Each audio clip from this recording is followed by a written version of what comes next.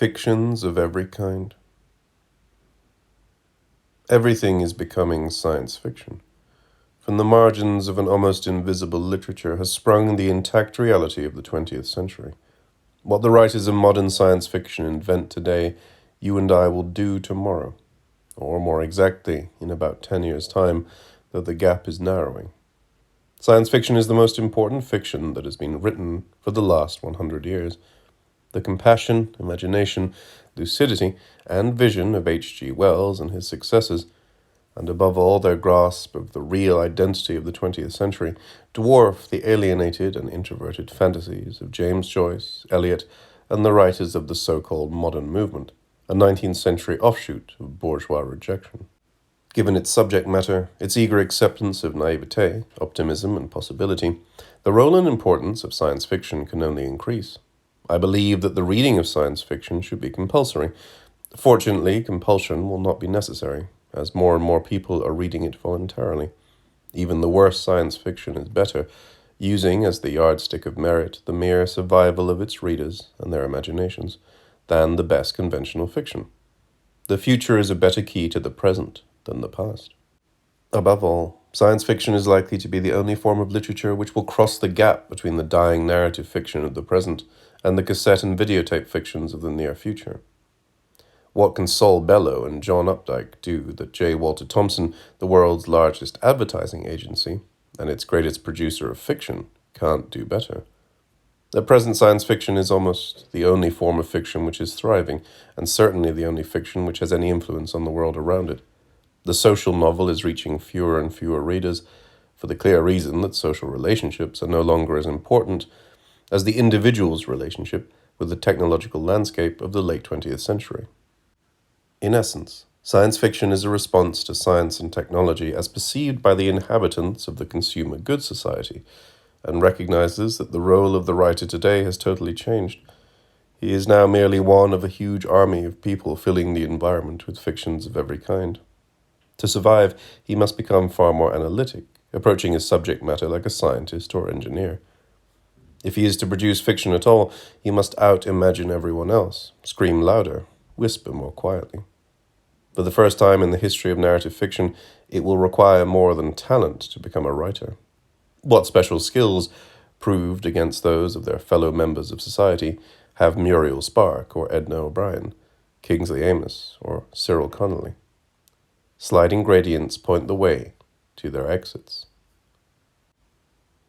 It is now some 15 years since the sculptor Eduardo Paolozzi, a powerful and original writer in his own right, remarked that the science fiction magazines produced in the suburbs of Los Angeles contained far more imagination and meaning than anything he could find in the literary periodicals of the day. Subsequent events have proved Paolozzi's sharp judgment correct in every respect. Fortunately, his own imagination has been able to work primarily within the visual arts, where the main tradition for the last century has been the tradition of the new.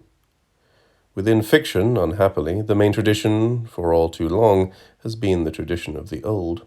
Like the inmates of some declining institution, increasingly forgotten and ignored by the people outside, the leading writers and critics count the worn beads of their memories, intoning the names of the dead who were not even the contemporaries of their own grandparents.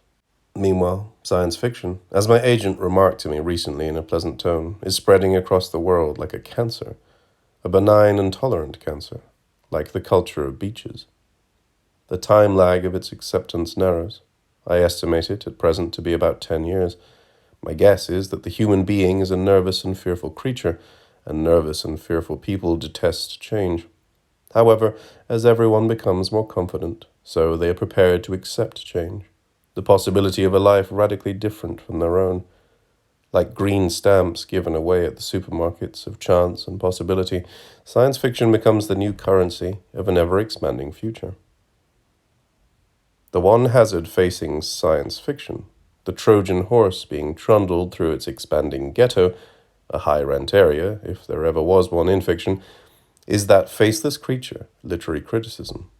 Almost all the criticism of science fiction has been written by benevolent outsiders who combine zeal with ignorance, like high-minded missionaries viewing the sex rights of a remarkably fertile Aboriginal tribe and finding every laudable influence at work except the outstanding length of penis.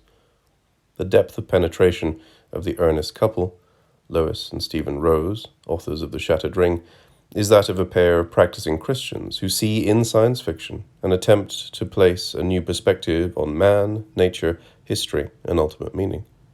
What they fail to realize is that science fiction is totally atheistic. Those critics in the past who have found any mystical strains at work have been blinded by the camouflage. Science fiction is much more concerned with the significance of the gleam on an automobile instrument panel than on the deity's posterior. If Mother Nature has anything in science fiction, it is VD. Most critics of science fiction trip into one of two pitfalls.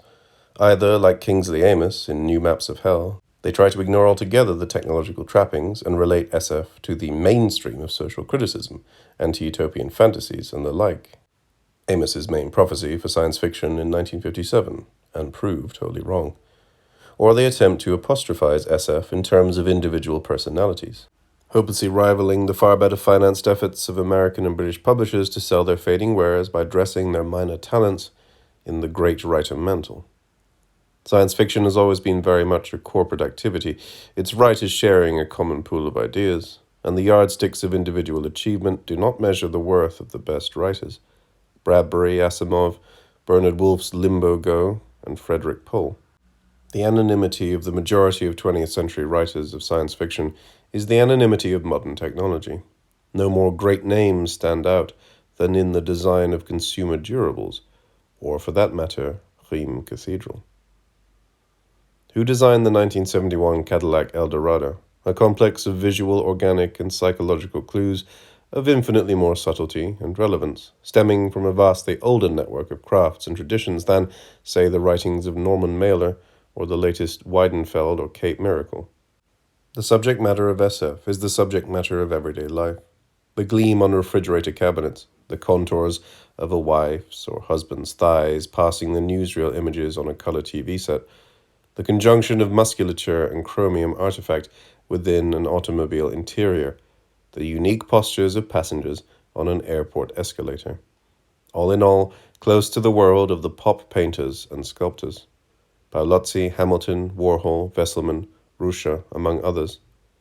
The great advantage of SF is that it can add one unique ingredient to this hot mix. Words. Right.